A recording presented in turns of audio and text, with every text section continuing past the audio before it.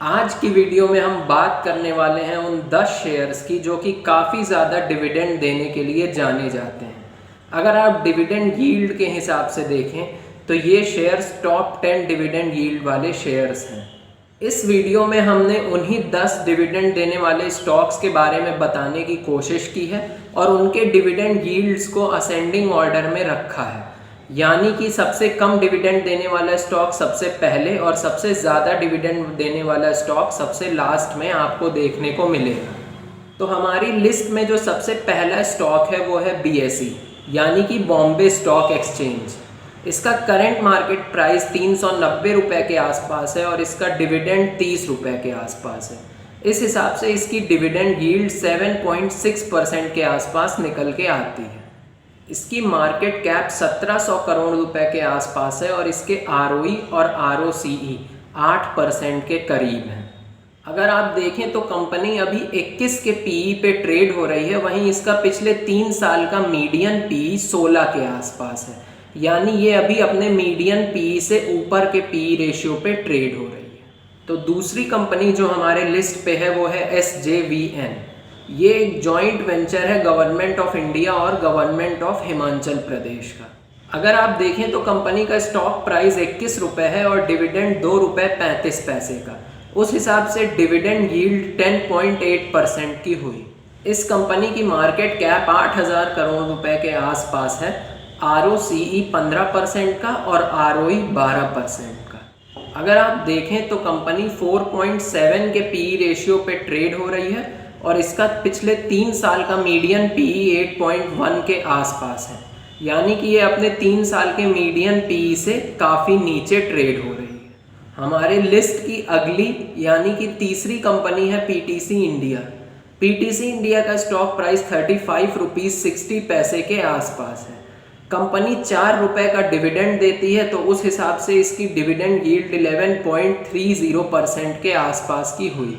अगर आप देखें तो कंपनी की मार्केट कैप 1000 करोड़ रुपए के आसपास है और ROE और ROCE 11% के करीब है। अगर आप कंपनी का PE देखेंगे तो वो 2.7 के आसपास है, लेकिन आप अगर कंपनी का पिछले 3 साल का हिस्टोरिकल PE देखें तो कंपनी का 3 साल का मीडियन PE 6.9 आपको देखने को मिलेगा। तो इस हिसाब से कंपनी अपने मीडियन PE से काफ़ी ज़्यादा नीचे ट्रेड हो रही है। अगली यानी कि चौथी कंपनी जो हमारे लिस्ट पे है वो है REC लिमिटेड, यानी कि रूरल इलेक्ट्रिफिकेशन कॉरपोरेशन लिमिटेड। अगर आप देखें तो कंपनी का स्टॉक प्राइस 93.5 रुपीज़ के आसपास है। कंपनी 11 रुपये का डिविडेंड देती है, तो उस हिसाब से कंपनी की डिविडेंड यील्ड 11.66% के आसपास हुई। अगर आप देखें तो कंपनी की मार्केट कैप 18,500 करोड़ रुपए के आसपास है। कंपनी की ROCE 9% और ROE 17% के आसपास है। अगर आप देखें तो स्टॉक अभी 3.21 के PE पे ट्रेड हो रहा है और इसका पिछले 3 साल का मीडियन PE 4.9 के आसपास है। अगला स्टॉक जो हमारी लिस्ट में है वो है NHPC। इसका करंट मार्केट प्राइस 20 रुपये के आसपास है और डिविडेंड 2.36 रुपीज़। तो इस हिसाब से इसकी डिविडेंड यील्ड 11.8% के आसपास हुई। कंपनी की मार्केट कैप 20,000 करोड़ रुपए के आसपास है। ROCE 10% और ROE 7.5% के आसपास है। अगर आप देखें तो स्टॉक का PE 6.03 है और पिछले 3 साल का मीडियन PE 9.5 के आसपास है।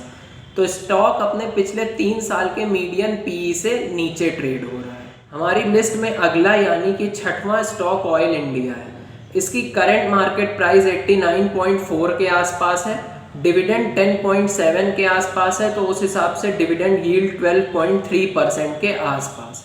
कंपनी की मार्केट कैप 9,700 करोड़ रुपए के आसपास है और ROE और ROCE दोनों ही 14% के करीब है।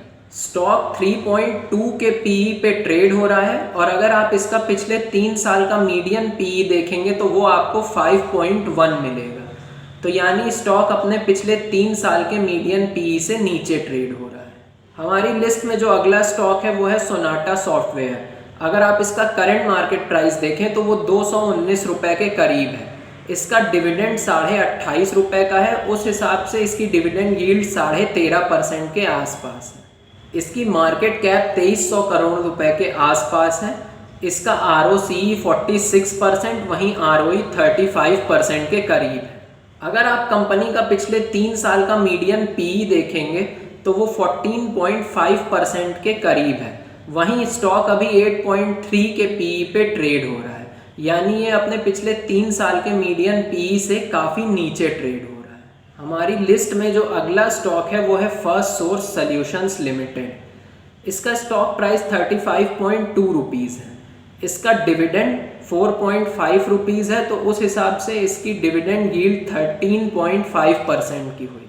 कंपनी की मार्केट कैप 2500 करोड़ की है और कंपनी का ROE और ROCE दोनों ही 15 के करीब है। अगर आप कंपनी का पिछले 3 साल का मीडियन PE देखें तो वो 9.3 के करीब है। वहीं स्टॉक अभी 7.9 के PE पे ट्रेड हो रहा है। तो इस तरह से स्टॉक अपने मीडियन PE से नीचे ट्रेड हो रहा है। हमारी लिस्ट में अगला यानी कि 9th स्टॉक जो है वो है कोल इंडिया। इसका स्टॉक प्राइस 140 रुपये के करीब है और डिविडेंड 24 रुपये का है। उस हिसाब से इसकी डिविडेंड यील्ड 16.7% के करीब हुई। कोल इंडिया की मार्केट कैप 90,000 करोड़ के आसपास है। इसका ROCE 109% और ROE 74% का है। स्टॉक का करंट PE 4.7, वहीं पिछले 3 साल का मीडियन PE 14 के करीब है। तो आप देख सकते हैं कि स्टॉक अपने पिछले 3 साल के मीडियन PE से काफ़ी नीचे ट्रेड हो रहा है। हमारी लिस्ट में जो अगला स्टॉक है वो है NLC इंडिया लिमिटेड। इसका करंट मार्केट प्राइस 43 रुपये के करीब है और डिविडेंड 11.5 रुपये के करीब। तो उस हिसाब से इसकी डिविडेंड यील्ड 27% के आसपास की हुई। स्टॉक अभी 4.15 के PE पे ट्रेड हो रहा है और अगर आप इसका पिछले 3 साल का मीडियन PE देखेंगे तो वो 5.5 के आसपास है। तो इस हिसाब से स्टॉक अपने मीडियन PE से काफ़ी ज़्यादा नीचे ट्रेड नहीं हो रहा है। तो इस वीडियो में हमने जो भी स्टॉक्स डिस्कस किए वो ऐसे स्टॉक्स हैं जो आम तौर पे काफ़ी ज़्यादा डिविडेंड देते हैं, लेकिन इसका ये मतलब ज़रा भी नहीं है कि आने वाले समय में भी ये इसी तरह से डिविडेंड देते रहेंगे। मैं उम्मीद करता हूँ कि ये वीडियो आपको पसंद आई होगी। अगर आप चाहते हैं कि हम किसी और टॉपिक पे वीडियो बनाएं या फिर किसी और स्टॉक की रिसर्च करें और उस पर एनालिसिस करें तो आप हमें कमेंट करके ज़रूर बताएं। हम उसको अपने लिस्ट में शामिल करेंगे और आने वाले समय पे उस पर वीडियो ज़रूर बनाएं।